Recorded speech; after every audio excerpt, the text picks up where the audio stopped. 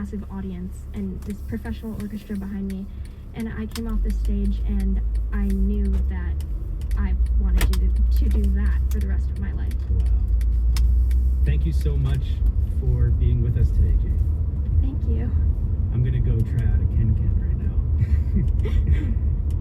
That was 16-year-old Jane Story from Stevens Point, Wisconsin. You know, when I think about the desire to pursue music, it often begins with curiosity and exposure. But what happens next? Is it a groove that you just can't stop feeling in your body? Is there a parental push? Come along with me as we uncover how family can inspire the confidence to take a Debussy piano piece and arrange it for 4 mallets on a marimba. Leo, it's so great to meet you, man. Welcome to From the Top. Hey, thanks for having me. Yeah, you know, you're a percussionist, of course, and when a lot of folks think about percussionists, they imagine a sound that I think is very rhythmic, rigid, or, well, percussive, so to speak. But you brought us a piece that's actually quite lyrical, right? Yeah, this piece is actually originally written for piano.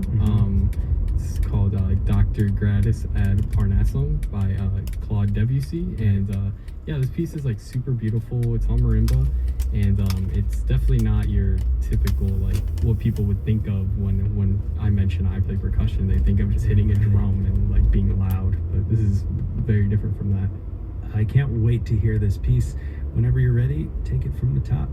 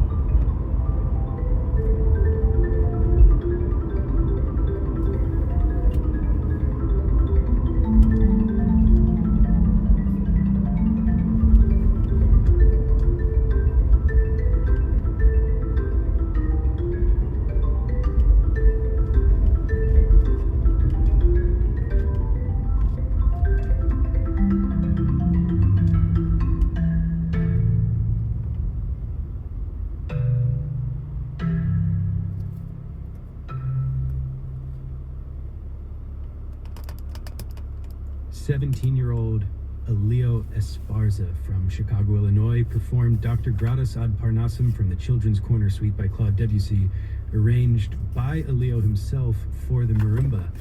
And wow, you've converted me to loving Debussy on marimba. Now I want to hear you arrange all the Debussy piano works for marimba, man. Well, it's clear that you found your passion here, your calling as a percussionist, but I know that when you started out with music, it was playing the piano at age 5. But after a few years of that, you wanted something different, right? And I heard you were kind of losing interest.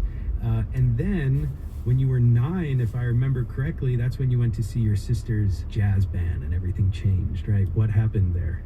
Yeah, so when I went to my sister's middle school jazz showcase, she was playing she played trumpet in the jazz band, and as I was listening, I was only watching the drummer, not my sister, which is kind of like a little messed up, but but the drummer is what was really like intriguing me, just like doing like crazy solos, or that like fast like the groove and the fast swing on the ride, like that was just like seemed impossible to me. And it was, I don't know, I was just like super interested, like I want to do that, like, and I was already kind of getting bored of piano a little bit, so I was like, I won't take it personally. Yeah.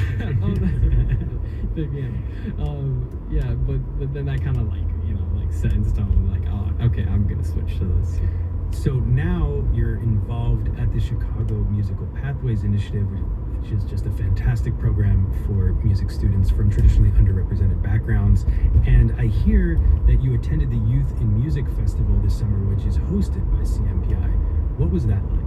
Yeah, that was awesome. So just being able to interact with people, like young musicians my age, from all over the country, it was just really cool just to see people like me, and also just the experience of playing under Riccardo Muti at the last concert. Yeah, we played, I mean, it was like an open rehearsal, but it was really cool. We played Les Preludes by Liszt, and that was like awesome. Like I've been to like so many concerts and just seen him, like I want to be on that stage with him, and so it was just super cool just to be able to play in that, first of all, Symphony Center, beautiful hall, and conducted by one of the greats, and just I felt like powerful and like on top of the world when I was on that stage. Yes, on top of the world and powerful. I love that.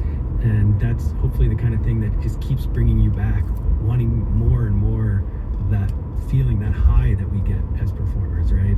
Right. Well, we at From the Top are very pleased to say that you are one of our Jack Kent Cooke Young Artists. Congratulations. Hey, thank you. Any idea what you're gonna do with the funds? Yeah, I mean, I definitely will need some instruments, like a xylophone, a glockenspiel, and then also some funds for like college audition travel, and also get maybe some crash cymbals and a variety of mallets and sticks. Nice. Your house is going to be full of beautiful clang. I don't know how we're gonna fit that all, but we'll find a way. It's exciting, man. Thank you so much for being with us today. Thanks for spending some time chatting with me and for that performance. Thank you. Leo Esparza, 17 years old, from Chicago, Illinois.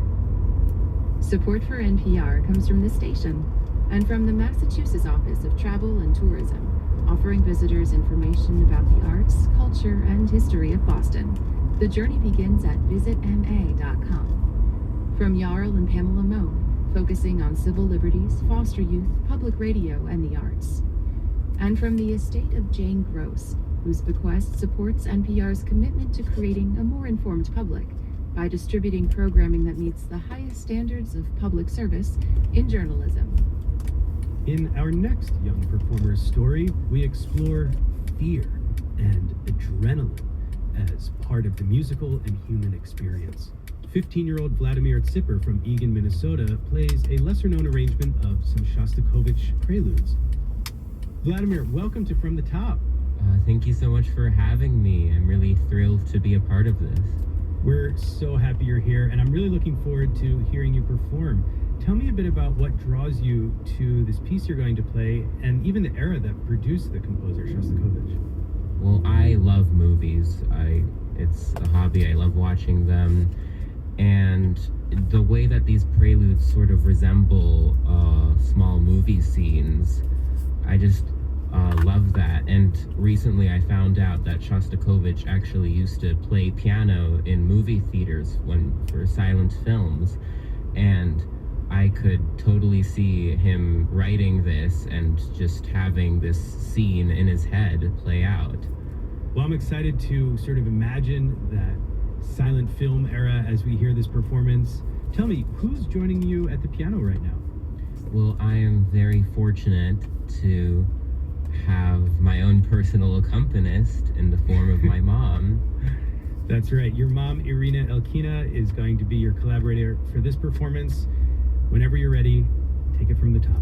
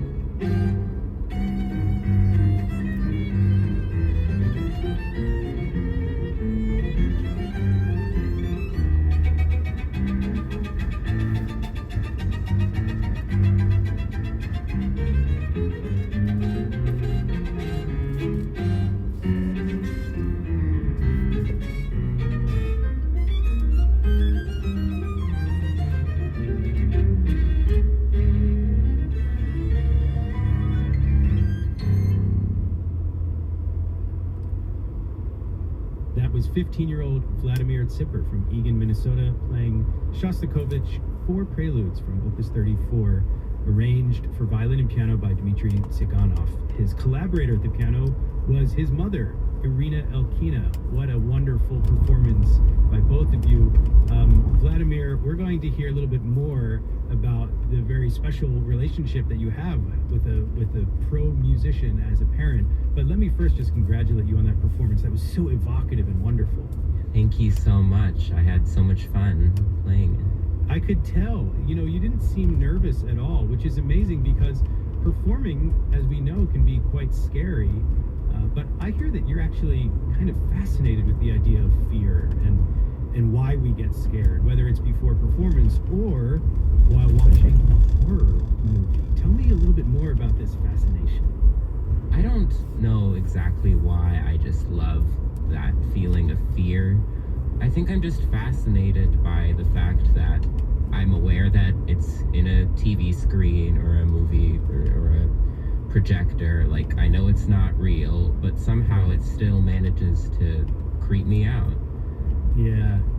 And I think that there's something about having that artistic sensibility that goes hand in hand with the imagination.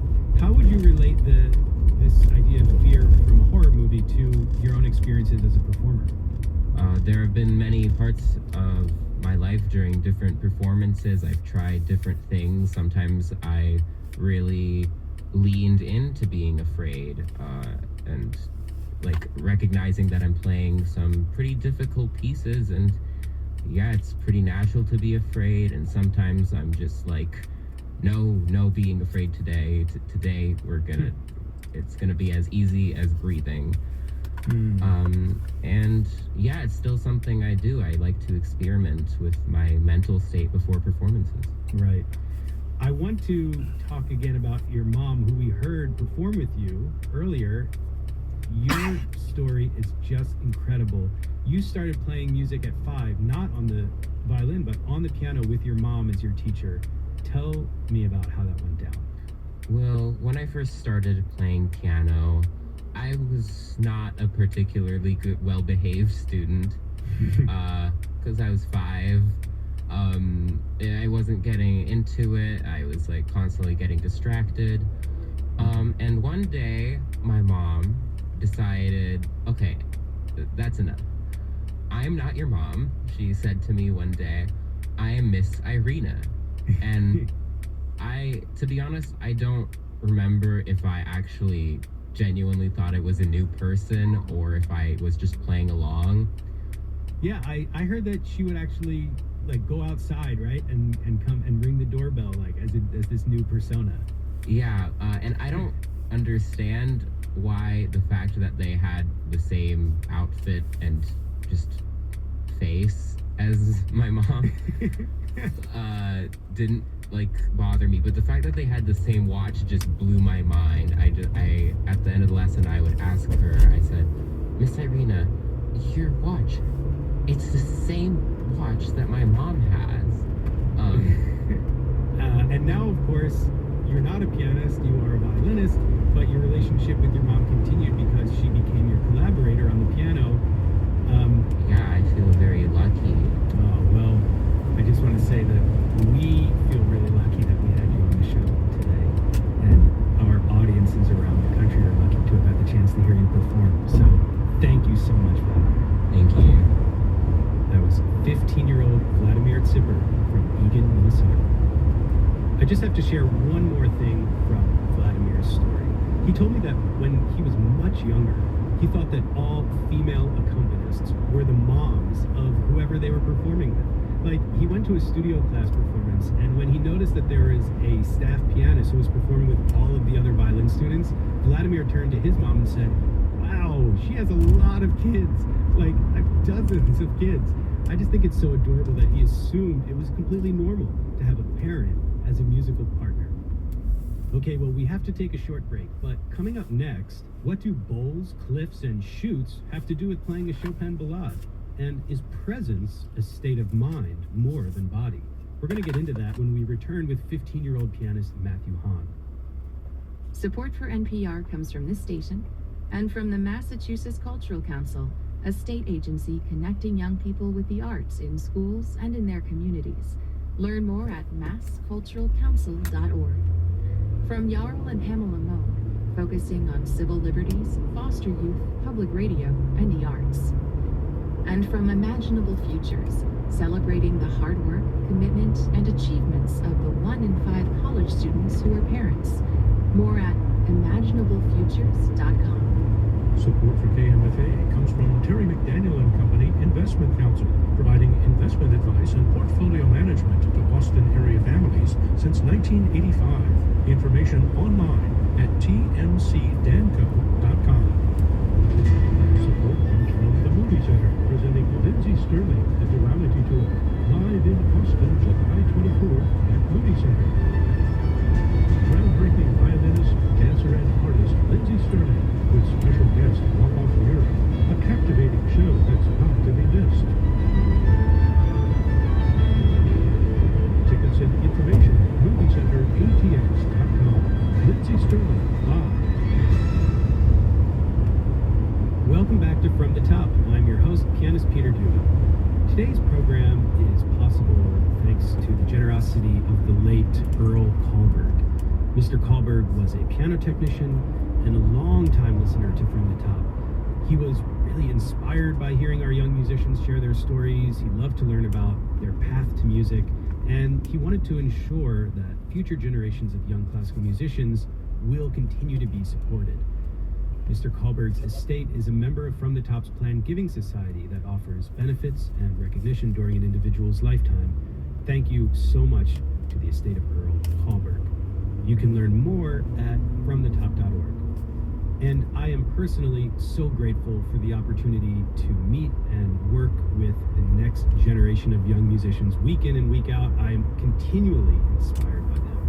And that's possible thanks to Susan and Gerald Slavin, who sponsor my position here on the program.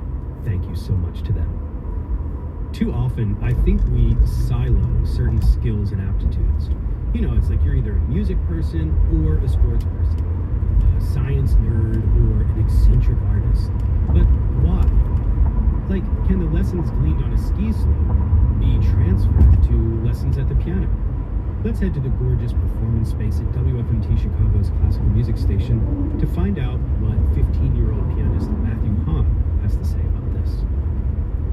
Matthew, I'm so pleased to welcome you to From the Top. Thanks for being here and sharing some of your music with us today. Thank you for having me.